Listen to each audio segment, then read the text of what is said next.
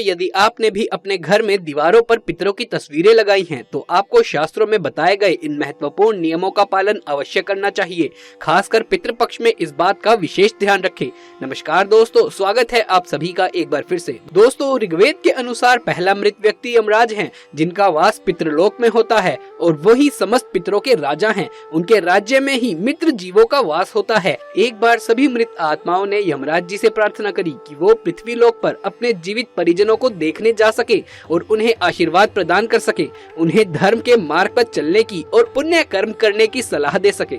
इस पर यमराज जी ने कहा कि ऐसा कर पाना उनके लिए संभव नहीं है। इसीलिए यमराज ने उन्हें भगवान विष्णु से प्रार्थना करने के लिए कहा। फिर सभी पितृगण भगवान विष्णु की स्तुति करने लगे। सभी मृत आत्माओं की स्तुति से प्रसन्न होकर भगवान विष्णु ने उन्हें वरदान दिया और भगवान विष्णु की कृपा से समस्त पितृगण पितृपक्ष के महीने में अपने परिजनों से मिलने के लिए स्वर्गलोक से पृथ्वी पर पधारते हैं।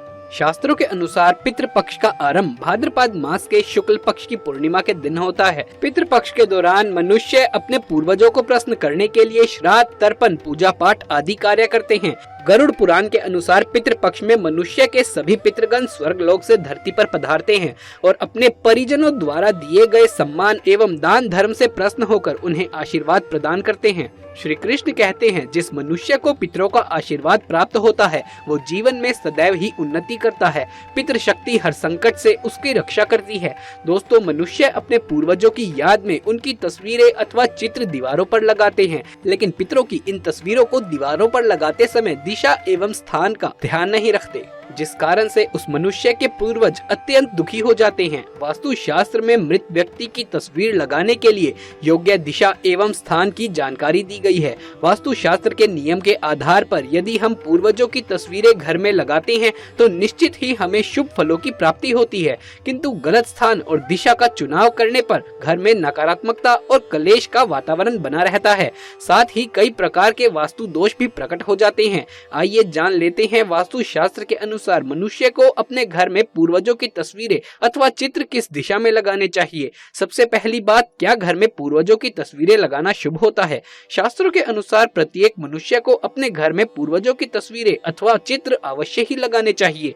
इसे बहुत ही शुभ माना जाता है। अपने मृत परिजन का चित्र बनवाते समय इस बात का विशेष ख्याल रखें कि उनका चित्र अथवा तस्वीर दुखी अथवा क्रोधित अवस्था में ना हो। आपके पूर्वज चित्र में प्रश्न दिखाई देने चाहिए। जब भी हम उनके चित्र के दर्शन करें तो हमारे मन में उनके प्रति श्रद्धा तथा प्रेम का भाव प्रकट हो।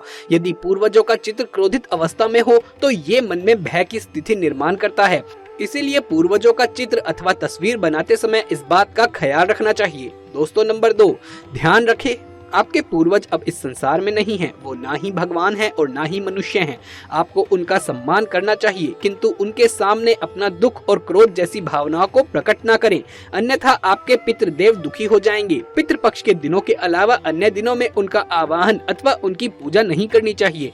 पितृपक्ष के दिनों के अलावा अन्य दिनों में जो आत्माएं घर में प्रवेश करती हैं वो प्रेत आत्माएं होती हैं। इससे घर में भयंकर दुख के वातावरण का निर्माण होता है। तीसरी बात, वास्तु शास्त्र के अनुसार पितरों की अथवा पूर्वजों की तस्वीरों को भूल से भी पूजा घर में नहीं रखना चाहिए। इससे भगवान का अपमान होता है। इससे आपके सभी पितृगण अत्यंत दुखी और क्रोधित हो जाते हैं। चौथी बात, यदि आपके किसी परिजन की अकाल मृत्यु हुई है तो वो प्रेत योनि में चले जाते हैं और पृथ्वी लोक पर ही भटकते रहते हैं। जब तक उनकी आत्मा की शांति के लिए नारायण बलि की पूजा न की जाए तब तक वो प्रेत आत्मा बनकर ही आपके परिवार के लोगों को परेशान करते रहेंगे। ऐसे में आपको उनकी तस्वीरें घर में नहीं लगानी चाहिए और पितृपक्ष में उनका श्राद्ध भी नहीं करना चाहिए।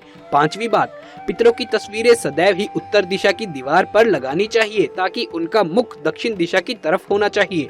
इसके अलावा अन्य किसी भी दिशा में पितरों की तस्वीरें लगाना अशुभ माना गया है। खासकर ईशान कोण में पितरों की तस्वीरें भूल से भी नहीं लगानी चाहिए। पितृपक्ष में भी पितरों के लिए किए जाने वाले सभी कार्य दक्षिण दिशा की तरफ मुख करके ही करने चाहिए। छठी बात, ध्यान रहे मृत व्यक्ति के साथ कभी भी जीवित व्यक्ति की तस्वीरें नहीं लगानी चाहिए। साथ ही शयन कक्ष में और रसोई घर में पितरों की तस्वीरें ना लगाएं। तो दोस्तों, इस प्रकार से आप वास्तु शास्त्र के नियमों का पालन करके अपने घर के पितरों की तस्वीरें लगा सकते हैं। दोस्तों, जो मनुष्य पितृपक्ष में अपने पितरों के लिए श्राद्ध तथा दान दान धर्म नहीं करता है उसके पितृगण उससे रुष्ट हो जाते हैं। उस व्यक्ति को पितृ दोष का सामना करना पड़ता है। पितृ दोष निर्माण होने से व्यक्ति के जीवन में अनेक समस्याएं प्रकट हो जाती हैं। व्यक्ति के घर में कलेश, आर्थिक हानि तथा शोक का वातावरण बना रहता है। गरुड़ पुराण के अनुसार स्वयं भगवान विष्णु ने पितृपक्ष के इस मास का निर्माण किया है। इस महीने में स्वर्ग के द्वार खुल जाते हैं और सभी पितृगण पीपल के वृक्ष के मार्ग से धरती पर पधारते हैं। अपने अपने प्रियजनों से मिलकर उन्हें आशीर्वाद भी देते हैं। शास्त्रों के अनुसार पितृपक्ष में भूल से भी बड़े बुजुर्गों का अपमान नहीं करना चाहिए। द्वार पर आए किसी भी याचक को धुतकार कर नहीं भगाना चाहिए। ऐसा करने से पितृदेव रुष्ट हो जाते हैं। ध्यान रहे, पितृपक्ष में आपके घर में पितरों के अलावा अन्य बुरी शक्तियां भी प्रवेश कर सकती हैं। इससे बचने के लिए आपको सावधानी बरतनी चाहिए, क्योंकि ये नकारात्मक शक्तियां आपके घर का वातावरण खराब कर सकती हैं। आइए जान लेते हैं गरुड़ पुराण के अनुसार मनुष्य को अपने पितरों को प्रसन्न करने के लिए कौन से महत्वपूर्ण उपाय करने चाहिए। सबसे पहला उपाय, पितृपक्ष के दिनों में लोग मृत आत्माओं का आवाहन करते हैं, जिस कारण से पितरों के साथ अन्य प्रेत आत्माएं भी घर में प्रवेश करने का प्रयास करती हैं। ये प्रेत आत्माएं घर में भयंकर शोक की स्थिति का निर्माण कर सकती हैं। इसलिए पितृपक्ष में अपने घर के मुख्य द्वार के सामने जल का छिड़काव करें। इससे पितृगण अत्यंत संतुष्ट होते हैं और नकारात्मक शक्तियां घर में प्रवेश नहीं कर पाएंगी। दूसरा उपाय, पितृपक्ष में पितरों की संतुष्टि के लिए भोजन बनाया जाता है, लेकिन कुछ लोग इस भोजन को केवल पितरों की तस्वीर के सामने रख देते हैं, जिस वजह से पितृ इस भोजन को ग्रहण नहीं कर पाते। इसीलिए आप थोड़ा सा भोजन गौ माता को, कुत्ते को अथवा कौवे को अवश्य ही खिलाएं, जिससे ये भोजन आपके पितरों को प्राप्त हो सके। तीसरा उपाय, पितृपक्ष में पितरों को प्रसन्न करने के लिए उनकी तस्वीर के सामने शुद्ध घी का दीपक अवश्य जलाएं और अपनी भूल के लिए क्षमा मांगकर उनका आवाहन करें। आपके पितृदेव आपकी सभी गलतियों को माफ करके आपको आशीर्वाद प्रदान करेंगे। चौथा उपाय, यदि आप किसी कारणवश पितृपक्ष में श्राद्ध आदि कर्म ना कर पाएं, तो पितृपक्ष में दक्षिण दिशा में पितरों के लिए एक दीपक जलाएं, गौ माता को रोटी खिलाएं और आप जिस किसी भी स्थान पर मौजूद हैं, दक्षिण दिशा में मुख करके अपने पितरों से क्षमा मांग लें। पांचवा उपाय, भगवान श्री कृष्ण कहते हैं, जो मनुष्य अपने मृत परिजनों के लिए तिल का दान करता है, वो समस्त पापों से मुक्त होकर वैकुंठ में जाता है। इसीलिए अपने पितरों का आशीर्वाद पाने के लिए आप पितृपक्ष में तिल का दान अवश्य करें। छठा उपाय, पितृपक्ष में भूल से भी नीम का पेड़, बरगद का पेड़ और पीपल का पेड़ नहीं कटवाना चाहिए। इससे मनुष्य को पितृदोष लगता है। पितृपक्ष में सर्प को मारने वाले व्यक्ति को भी पितृदोष का सामना करना पड़ सकता है। पितृदोष से बचने के लिए पितृपक्ष में एक पीपल का वृक्ष अवश्य लगाना चाहिए। इससे सभी दोष समाप्त होते हैं। सातवां उपाय, पितरों को प्रसन्न करने के लिए पितृपक्ष में तुलसी को तिल मिश्रित जल चढ़ाकर भगवान श्री हरि विष्णु से अपने पितरों की शांति के लिए प्रार्थना करें और ओम नमो भागवते वासुदेवाय नमः इस मंत्र का उच्चारण करें।